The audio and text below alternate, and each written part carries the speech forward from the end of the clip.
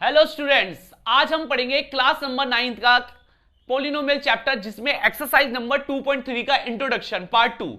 ठीक है ना। जैसे कि हमने लास्ट क्लास हमने सीखा था इंट्रोडक्शन में कि कैसे एक क्वाड्रेटिक पोलिनोमियल के फैक्टर करे जाते हैं दो तरीके से। ठीक है ना, आपका फैक्टर थ्योरम का यूज करके और मिडिल टर्म स्प्लिटिंग का यूज करके, दोनों तरीकों से हमने सीखा था। तो आज हम पढ़ेंगे क्यूबिक पोलिनोमियल को कैसे फैक्टराइज करा जाता है फैक्टर थ्योरम से।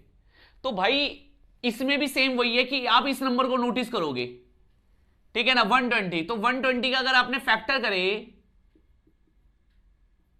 तो ये आएगा आपका, ये आ गया।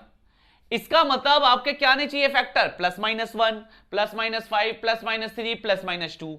फिर इससे बनने वाले नंबर +-4, +-8, +-6, +-15, +-30, पता नहीं कितने नंबर बन जाएंगे। तो यानी कि आप सारे नंबर तो पुट करोगे नहीं कि भाई सारे नंबर पुट करके देखे, इतना तो हम नहीं कर सकते। तो सबसे पहले वाला फैक्टर ले आओ बस आप। तो वो स्टार्टिंग करेंगे 1 से। तो अगर मैं यहां पर x की जगह 1 रखता हूं,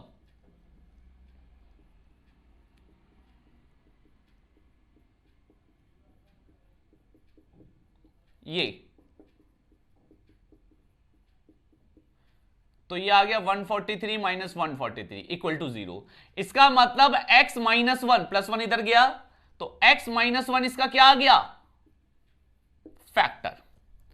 अब बहुत ध्यान से देखना, शायद आपके एक क्वेश्चन में ना हो, मैं दूसरा क्वेश्चन भी समझाऊंगा आपको ताकि आपको और अच्छे से क्लियर हो जाए। तो ध्यान से देखना इसको कैसे करूंगा मैं। देखो भाई, अब इसके मुझे फैक्टर करने हैं। अब x - 1 के इनटू में क्या लूं कि मेरा x की क्यूब आ जाए। तो ऑब्वियस बात है x² लोगे आप, जब भी तो आपका x की क्यूब आएगा ना। यानी कि आप मल्टीप्लाई करा तो क्या आएगा, x की क्यूब माइनस का x²। ये वाला नंबर तो आ गया। अब आपको चाहिए ये x² -23x², और है क्या आपके पास -x²। तो क्या लूं आपको, -22x²। अगर मैं जोड़ दूं इसमें तो आपका आ जाएगा -23x²।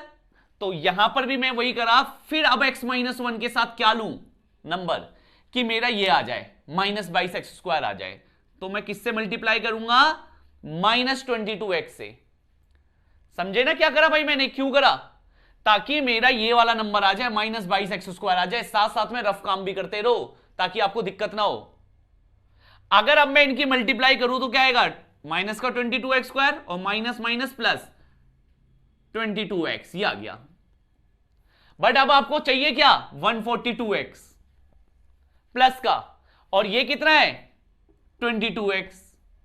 तो 142 में से 22 गया, यानी कि मुझे चाहिए अब 122x। भाई ये प्लस करूंगा इसमें, जब भी तो मेरा क्या आएगा आपका 142 आएगा। तो यानी कि मैंने x - 1 के साथ इस बार किसकी मल्टीप्लाई करी, 120 की। इस तरीके से मेरे सारे फैक्टर आ गए। समझ में आया। देखो भाई, अभी शायद ये ना आए आपके समझ में, मैं ये नहीं कह रहा आपके 100% समझ में आ जाएगा, मगर फिर भी कोशिश करना जितने तक समझ सको, क्योंकि फिर मैं दूसरा कराऊंगा क्वेश्चन तो उसमें और ज्यादा क्लियर हो जाएगा आपको। ठीक है ना, फिर एक्सरसाइज कराऊंगा, फिर आपके 100% क्लियर हो जाएगा। ठीक है ना, ध्यान से सुनो। आपको ये जो भी फैक्टर आएगा x - 1, ये तीनों के मल्टीप्लाई में लेने हैं आपको, x - 1। अब इसी से नंबर बनाने हैं आपको कि मैं यहां पर क्या लूं कि पहला वाला नंबर आ जाए। फिर मैंने देखा मल्टीप्लाई करके ये आ रहा है। अब मुझे बनाना है -23x²। तो इसमें क्या जोड़ू कि आपका -23x² आए, तो मैंने -22x² जोड़ दिया, क्योंकि माइनस माइनस प्लस होता है, तो मेरा ये वाला नंबर आ जाएगा। तो -22x² x - 1 से इंटू करना है, तो कैसे करूं, तो -22x ले लिया, जब भी तो -22x² आएगा। फिर मैंने ये देखा कि अब मेरा जो नंबर आया यहां पर आया 22x, और चाहिए मुझे 142x। तो मैंने 120 क्या कर दिया, प्लस कर दिया, ताकि मेरा 120x आ जाए। तो भाई जाहिर सी बात है, इससे किसकी मल्टीप्लाई करूंगा, 120 की। अब तीनों में क्या कॉमन है, x - 1। भाई ये आ गया आपका। अब ये तो एक फैक्टर तो आ गया, बचे कितने फैक्टर, 2। तो भाई ये इसको, अब ये बनी क्वाड्रेटिक। और क्वाड्रेटिक को कल लास्ट क्लास में बताया था, सॉल्व करने के दो तरीके आपके पास, या तो फैक्टर थ्योरम का यूज कर लो, या तो फिर आप क्या कर लो, मिडिल टर्म स्प्लिटिंग। तो मेरे ख्याल से तो मिडिल टर्म स्प्लिटिंग कर लो, फैक्टर थ्योरम में फिर वो लंबा, बहुत लंबा मेथड बैठेगा, ठीक है ना। तो इससे बढ़िया मिडिल टर्म स्प्लिटिंग कर लो आप, कि मल्टीप्लाई करके 120 आ रहा है, ठीक है ना, दो नंबर जिनको मल्टीप्लाई करके 120 आ रहा है और प्लस करके 22 आ रहा है, तो इसके फैक्टर करें मैंने,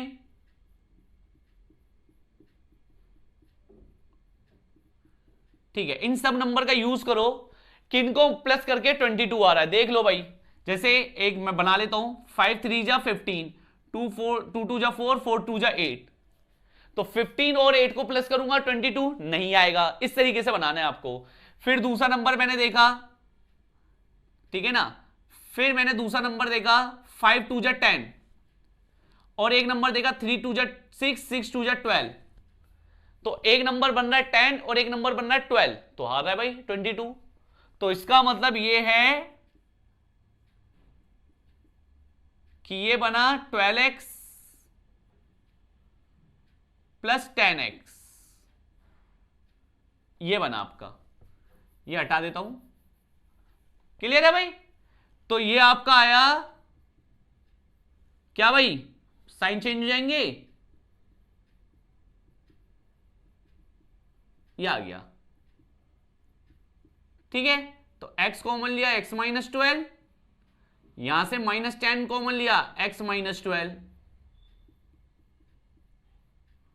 तो ये आपका फैक्टर आ गया भाई। ये रहे आपके 3 फैक्टर, और बहुत जल्दी आंसर आएगा जब आप रिदम में आ जाओगे, ठीक है ना। जब आप रिदम में आ जाओगे तो आपको बहुत जल्दी आंसर आएगा, ठीक है ना। फिर भी मैं एक क्वेश्चन और कराता हूं ताकि और अच्छे से समझ में आए आपको, ठीक है। एक बार इसको नोट डाउन कर लो। चलो बच्चों, नेक्स्ट क्वेश्चन देखते हैं। तो इसको भी वही सेम चीज करते हैं हम, कोई भी पहले फैक्टर 1 से चेक कर लेते हैं इसको, ठीक है ना। +-1 +-3 इसके ये फैक्टर बन रहे हैं, तो 1 से चेक करा तो 5 और 2 7, 4 और 3 7, ठीक है। x बराबर 1 इसको 0 बना देगा। 1 से चेक करना तो इजी होता है, मान ले आंसर 0 आ जाएगा। तो उसका मतलब इसका जो पहला फैक्टर हुआ,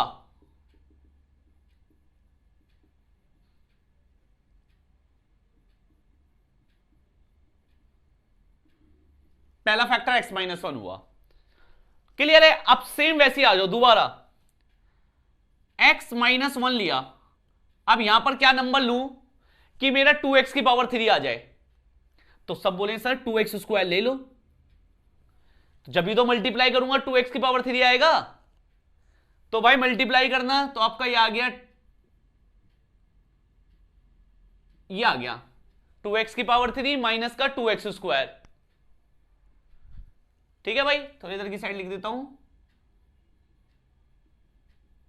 ये आ गया भाई आपको, ठीक है। x की पावर 3 वाला पार्ट आ गया। अब आपको चाहिए 5x स्क्वायर, अब आपको चाहिए 5x स्क्वायर, तो भाई ये तो मगर माइनस का 2x स्क्वायर है, आपको चाहिए प्लस का 5x स्क्वायर। तो अगर यानी कि x स्क्वायर छोड़ो, -2 में क्या चीज प्लस करूं कि मेरा 7 और 5 आ जाए, तो क्या करूंगा, ये 7 में से 2 गया, 5x स्क्वायर आ जाएगा। तो इसका मतलब x-1 में किससे मल्टीप्लाई करूंगा, 7x से, ठीक है ना, तभी x स्क्वायर बनेगा वो 7x से। क्लियर है ना भाई कैसे कर रहा हूं। तो ये आ गया 7x स्क्वायर और 7x की माइनस से -7x, ये आ गया। अब यहां पर x-1 की किससे मल्टीप्लाई करूं, अब आपको तीसरा नंबर क्या चाहिए, माइनस का 4x, और ये क्या है माइनस का 7x। तो यानी कि प्लस का अगर मैं यहां पर भाई अब मैं +3x कर दूं, तो जब भी तो -7 + 3 -4 होगा, तो इसका मतलब मैं यहां पर कितने से मल्टीप्लाई करूंगा, 3 से, तभी तो आपका x-1 देखो, अब 3x माइनस का 3 देखो सेम आ गया, -3 भी आ गया। लास्ट वाला नंबर अगर आ गया तो समझ लो आपका ठीक है क्वेश्चन, और अगर लास्ट वाला नंबर नहीं आया तो सही नहीं है आपका क्वेश्चन।